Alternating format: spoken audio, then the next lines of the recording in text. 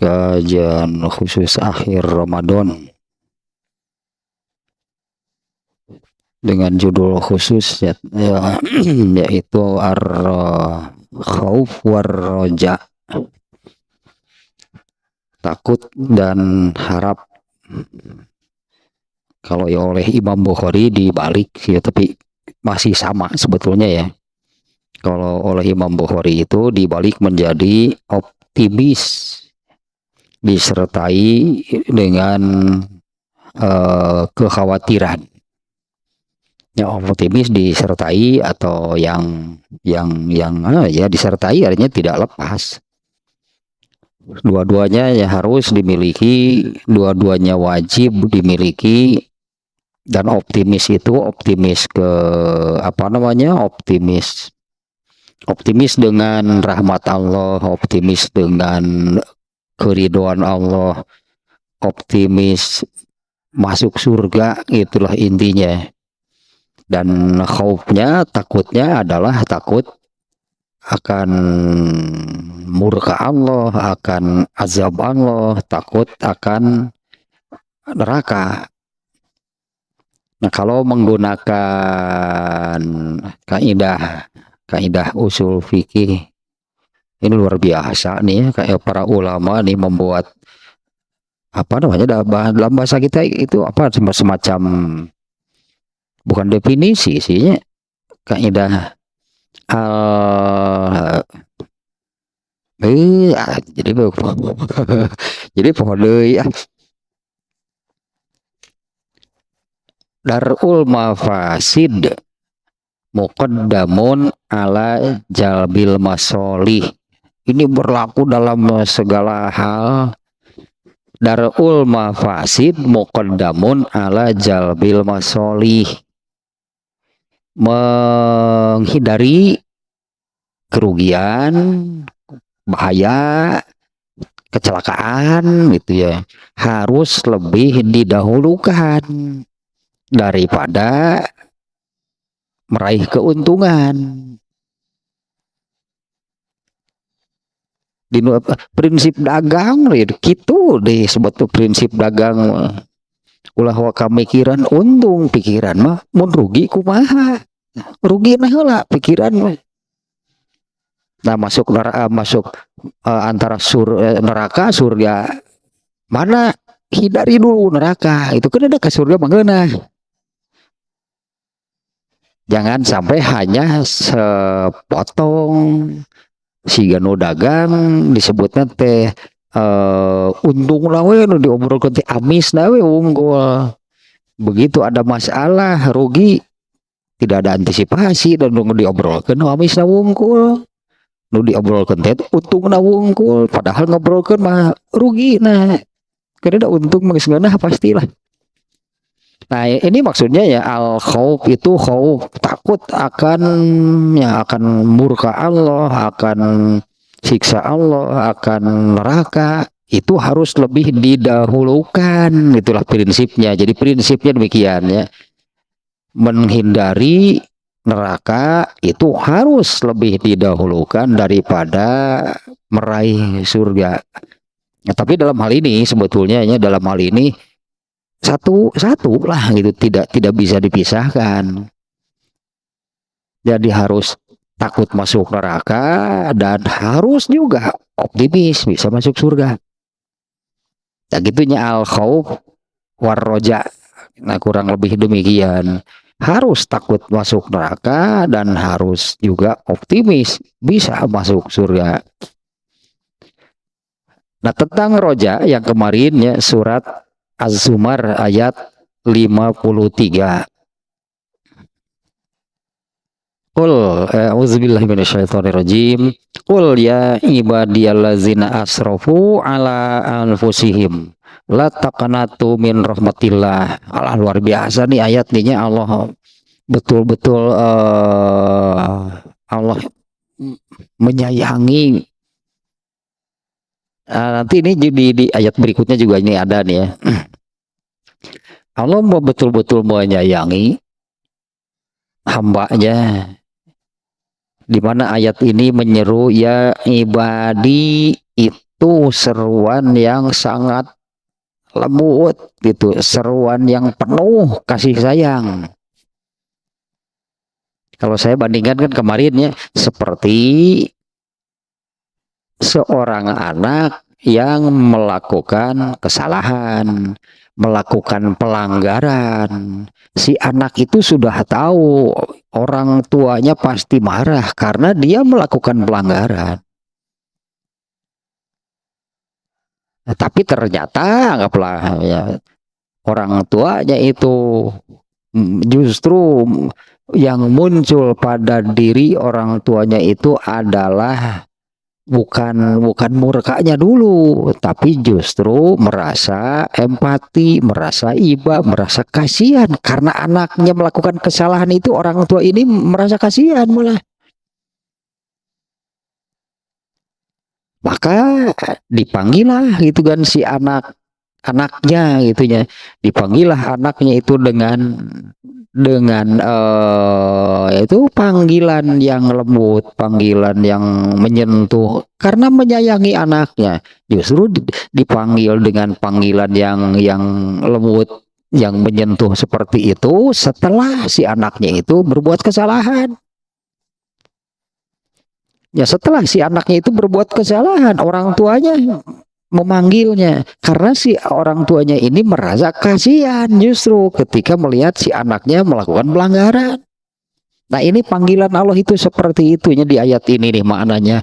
Ya ibadi, wahai hamba-hambaku,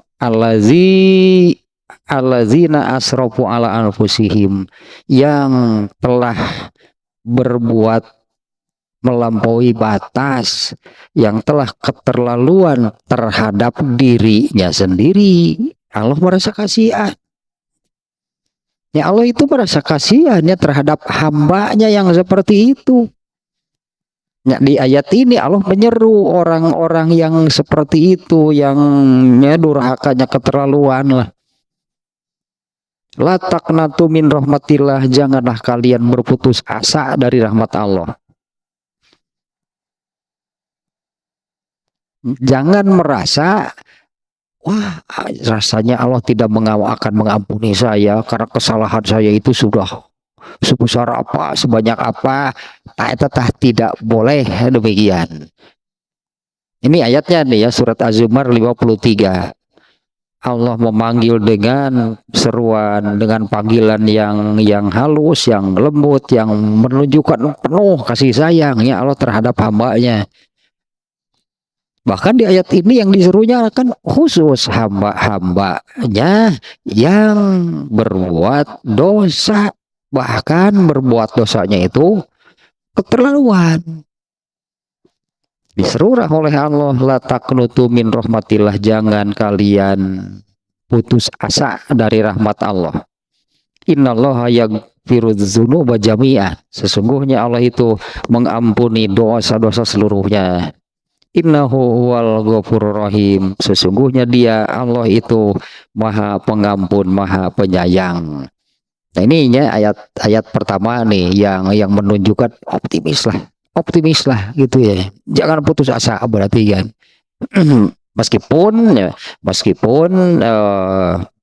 apa namanya ya, seseorang yang merasa demikian, wah dosa saya ini kan sudah sebanyak apa, sebesar apa.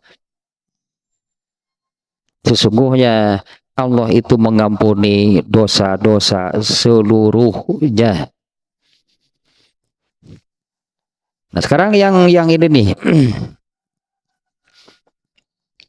yang barusannya, sebetulnya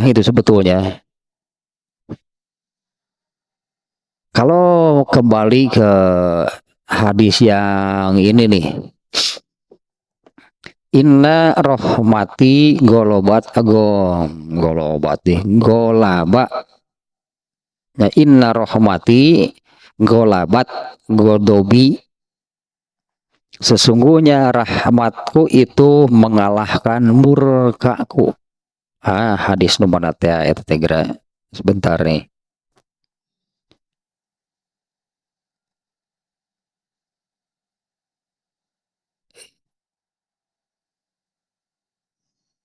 inna rahmati ghalabat ghadabi. Nah, ini ininya tentang apa namanya? Tentang rasa optimis gitu ya. Benar itu Allah itu memberi harapan ya, Allah memberi harapan sehingga tidak boleh itu yang putus asa, putus harapan. Nah, diantaranya sejak awal nih seperti ini nih. Mana nih hadis sebentar nih.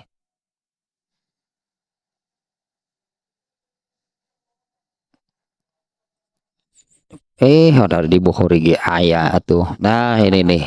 Ini Sahih Bukhari nih. Imam Bukhari menempatkannya di dalam apa namanya maja'a fi qaulillahi ta'ala wa huwa allazi yabda'ul khalqa tsumma yu'iduhu. Ini di dalam Badul Kholki itu awal mula penciptaan. Ya, awal mula itu penciptaan seluruh makhluknya. Nah, ini yang sering terbawa hal ini, yaitu pada asalnya Allah itu sendirian. Allah itu sendirian.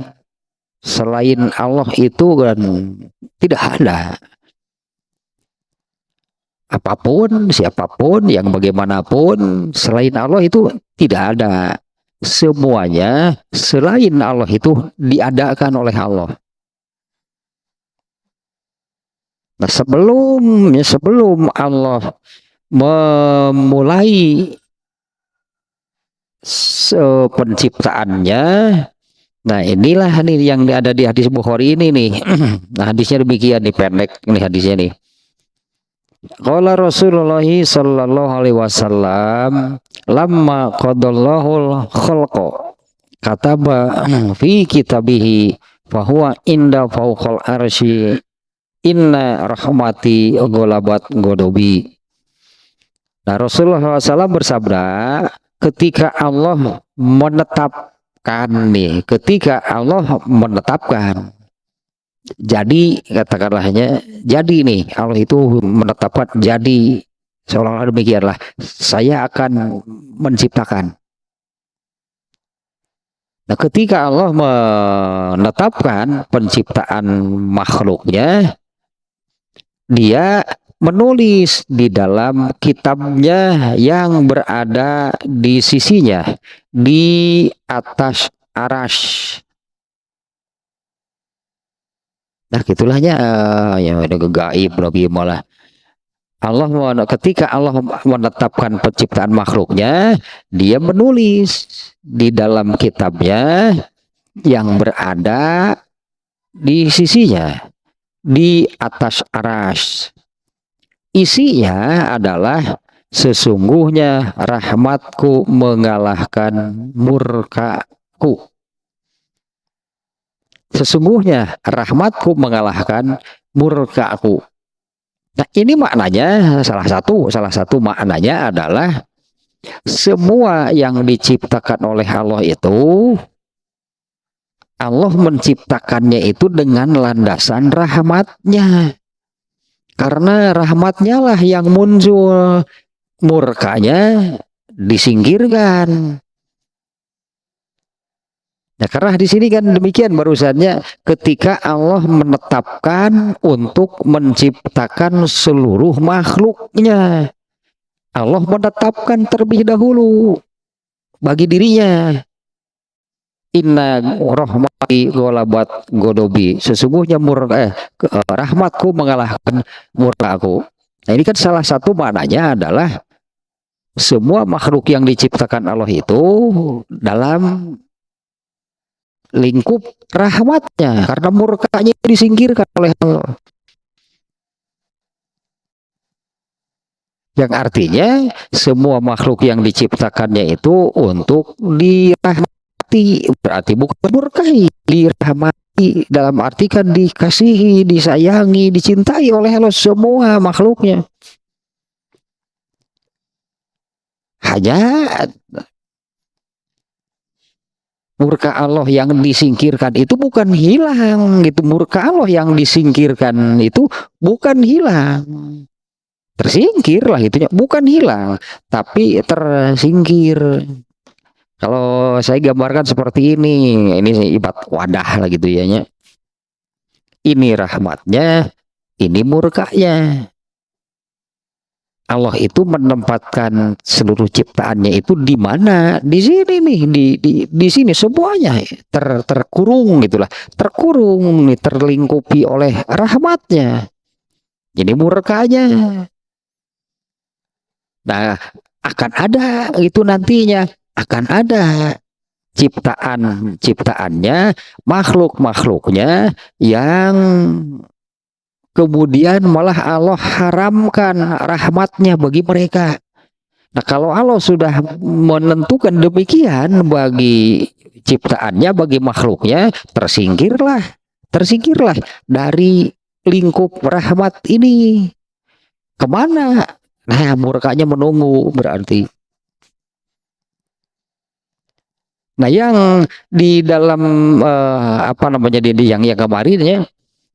Nah, yang tidak boleh gitu, yang tidak boleh hilang dari seseorang itu artinya harus tetap ada adalah rasa optimis tadinya bisa masuk surga. Sementara surga itu justru rahmat Allah yang terbesar dengan perbandingan rahmat Allah di dunia ini, di alam raya, bukan hanya dunia kan.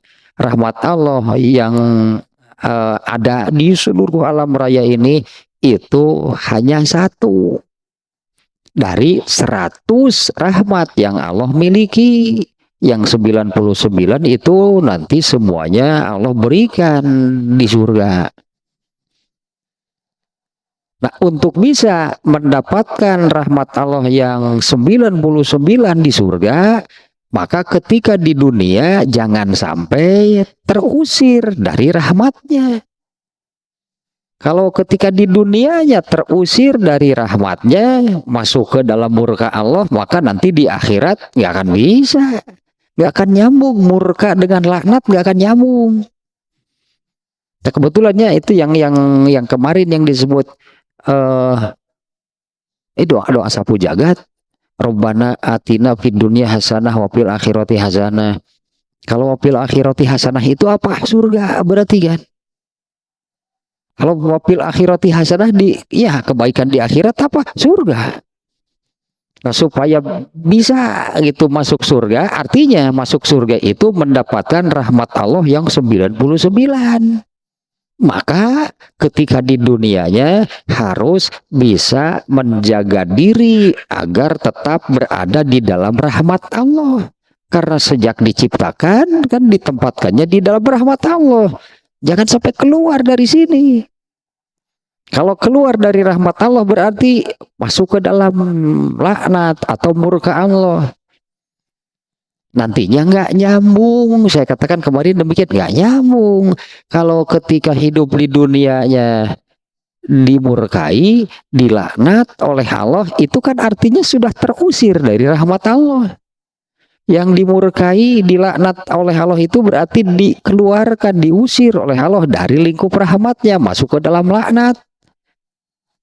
Nah, ini mustahil. Yang hidupnya dilaknat oleh Allah nanti di akhiratnya dirahmati, itu mustahil. Jadi fid dunya hasanah wa fil akhirati hasanah.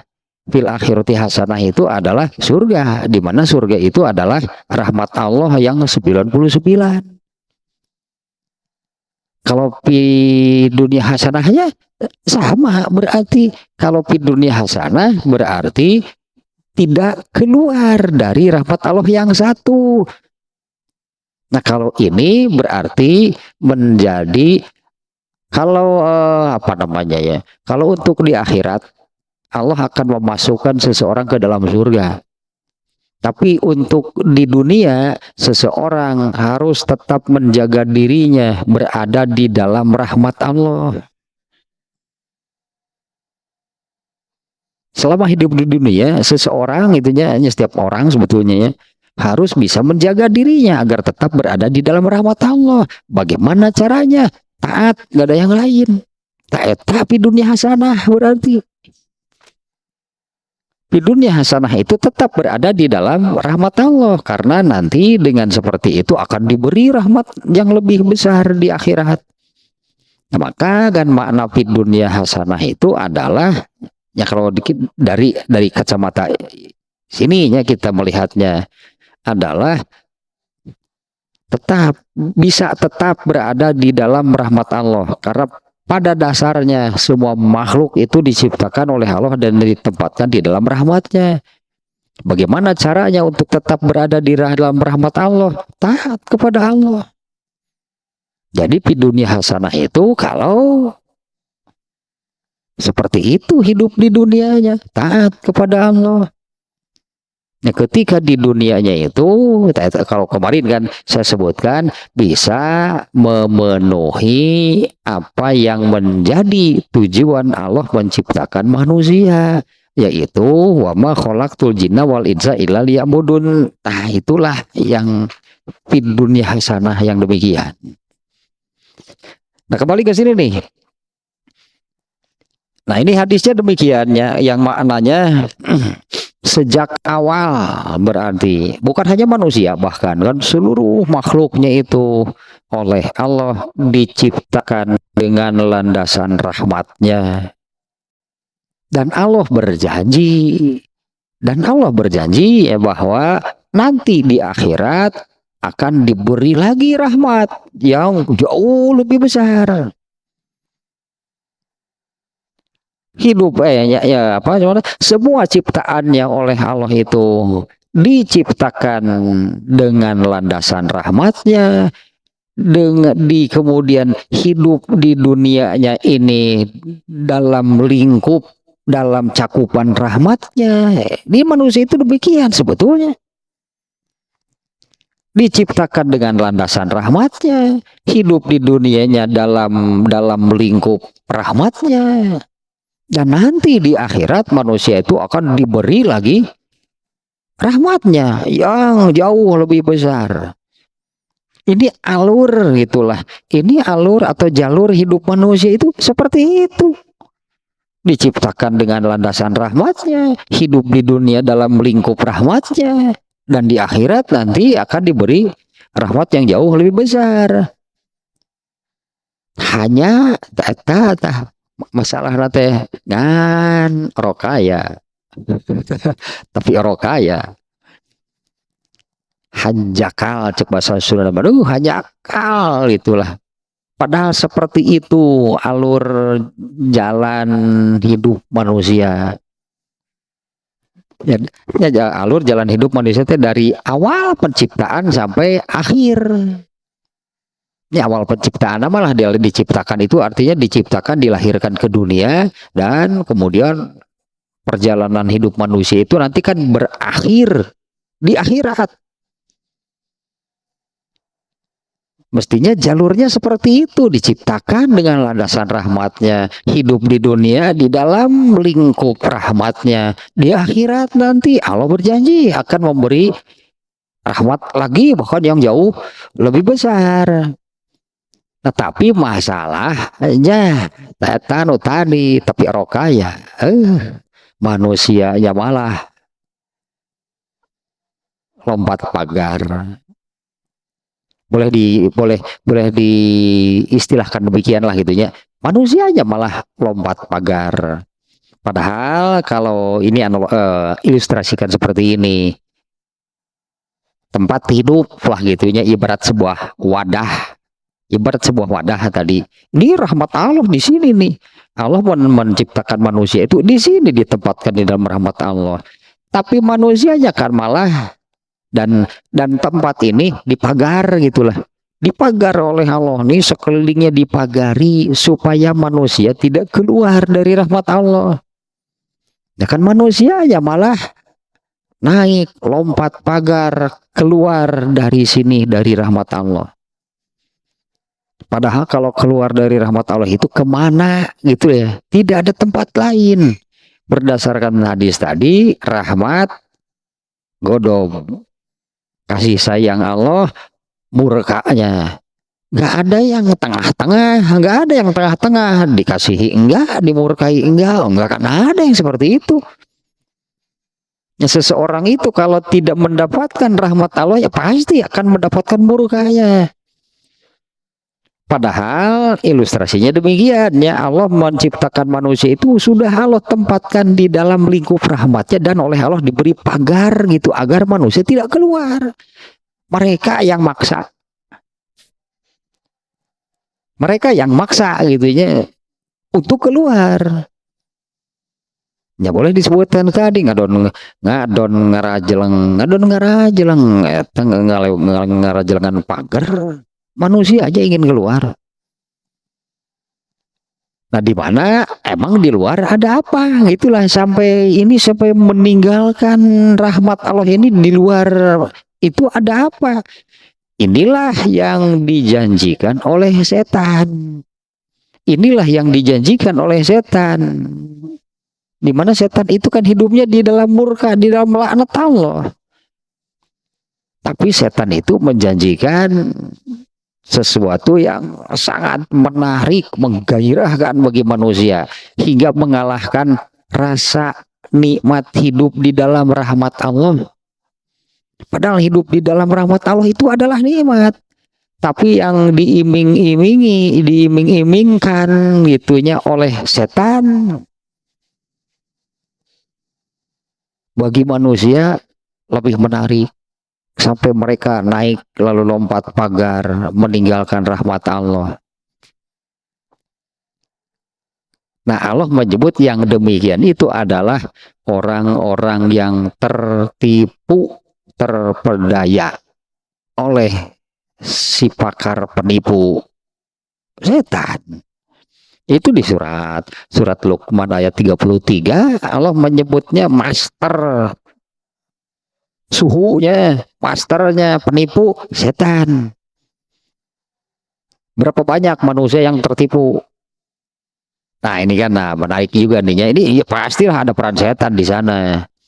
Berapa banyak manusia yang tertipu? Aduh, di ayat naon teh.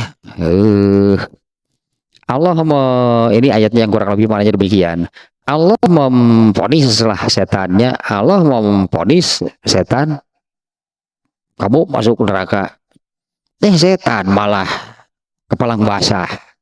Setan malah kepalang basah. Biar aku masuk neraka, asal beri aku hidup sampai hari kiamat, sampai hari manusia itu dibangkitkan. Itu yang setan itu akan mengatakan, aku akan aku akan goda mereka, aku akan seret mereka, aku akan masukkan mereka ke dalam neraka. Dan setan mengatakan, kecuali hanya sedikit hamba-hambamu yang bersyukur. Ternyata setan itu tahu ya kelemahan, setan itu tahu ternyata kelemahan manusia, makanya setan tahu kelemahan manusia, sementara manusia tidak tahu kelemahan setan.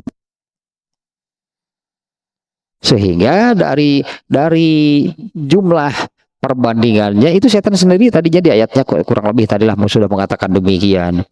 Aku akan alihkan, aku akan belokkan, aku akan celakakan mereka kecuali sedikit hamba-hambamu yang bersyukur.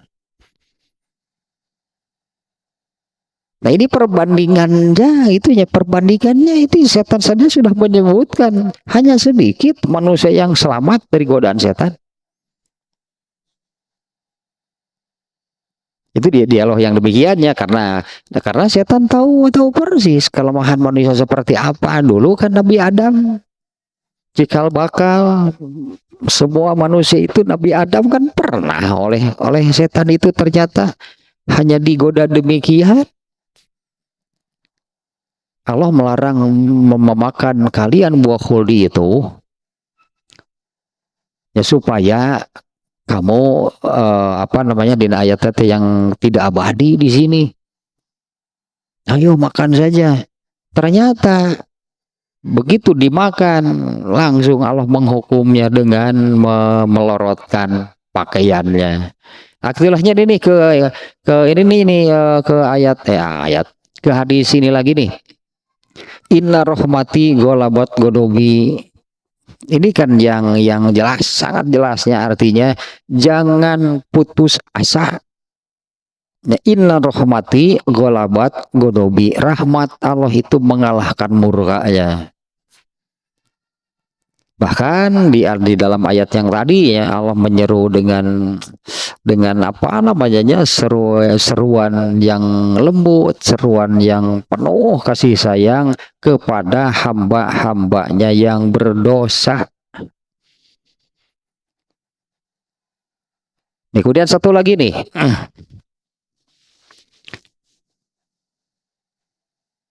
Surat Toha ayat 48. Inna qad uhiya ilaina annal azaba ala man kazzaba wa tawalla. Inna qad uhiya ilaina, sesungguhnya kami ini Rasulullahnya, sesungguhnya kami Rasulullah,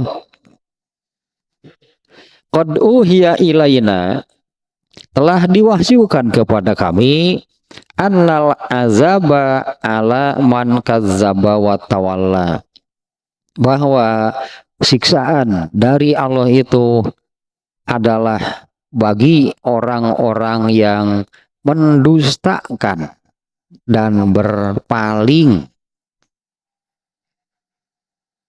Inna qad uhiya ilaina, sesungguhnya telah diwahyukan kepada kami, annal azaba alaman kadzaba wa tawalla, bahwa siksaan azab dari Allah itu bagi orang yang mendustakan dan berpaling.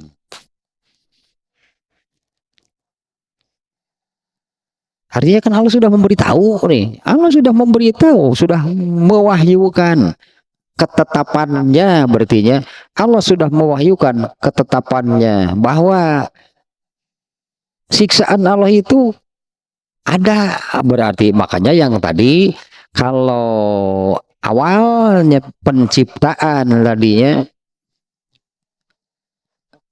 di sisi gitulah, di namanya Allah itu memiliki dua sisi, mungkinlah sebutannya gitu, memiliki dua sisi. Satu rahmatnya, kasih sayangnya, yang kedua marahnya. Allah sangat pengasih, itu Allah maha pengasih penyayang, tapi jangan lupa Allah juga bisa murka, itulahnya. Tapi jangan lupa Allah juga bisa murka, tapi tetap yang harusnya yang menonjol gitu dari sisi Allah itu adalah Allah itu maha pengasih maha penyayang.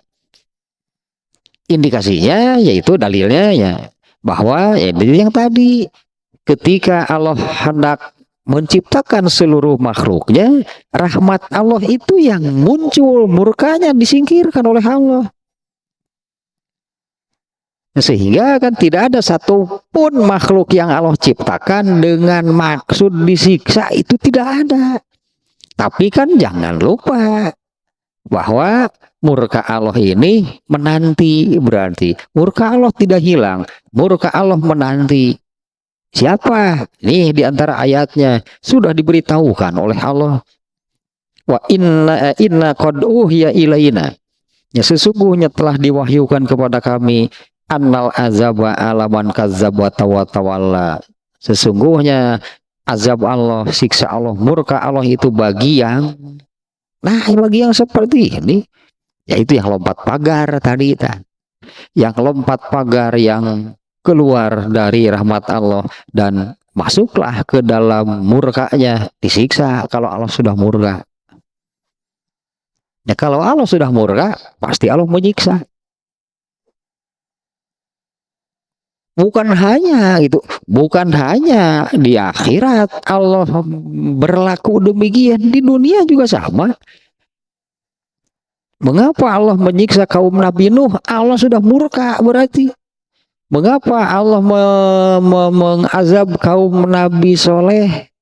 kaum Ad, kaum Samud, kaum Madian teh kaumnya Nabi Syuaib, kaum Madian, kaum Aikah, banyaknya nama-nama kaum nabinya juga banyak. Nah, kenapa Allah mengazab mereka dengan beragam? Ada yang kena gempa, ada yang kena angin, ada yang dengan suara halilintar yang menggelegar, ada yang dengan banjir, ada dengan hujan batu. Kenapa Allah sampai sadis? Kan sebetulnya kejam, itu sadis. Karena kalau Allah sudah murka pasti demikian.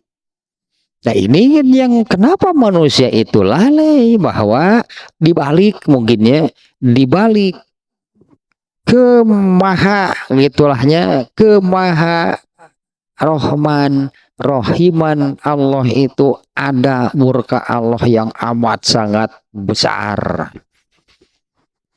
sehingga manusia tidak boleh lalai, apalagi sengaja lompat pagar. Sengaja lompat pagar artinya sengaja dia ini keluar dari rahmat Allah.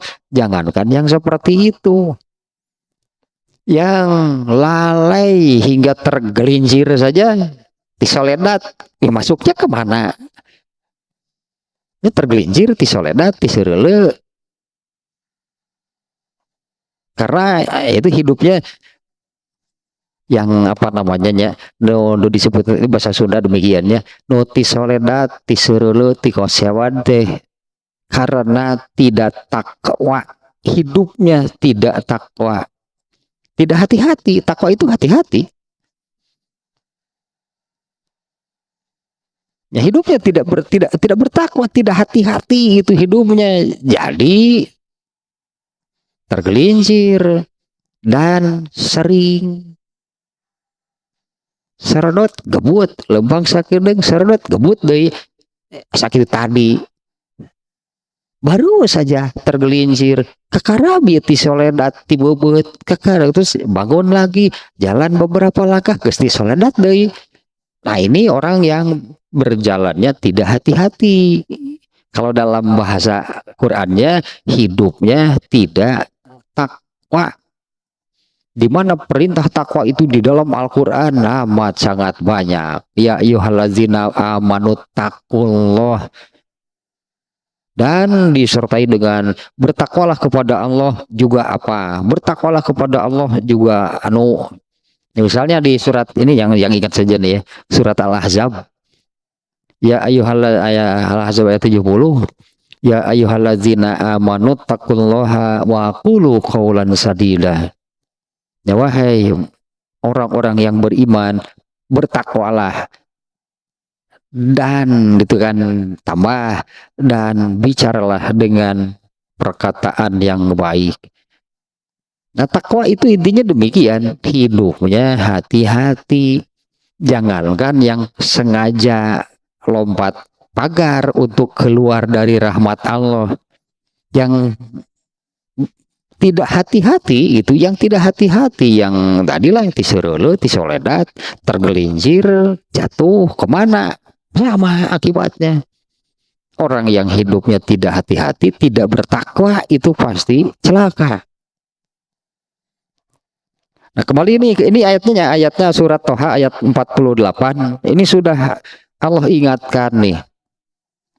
Sudah Allah ingatkan. Sesungguhnya telah diwahyukan kepada kami, kepadaku, bahwa azab Allah itu bagi. Nah, ini kan berarti azab Allah itu benar. Ada artinya ya. Azab Allah itu benar ada. Di ayat ini Allah menyampaikan azabnya itu akan Allah kenakan kepada siapa. Jelaskan di ayat ini, kepada orang yang mendustakannya dan berpaling.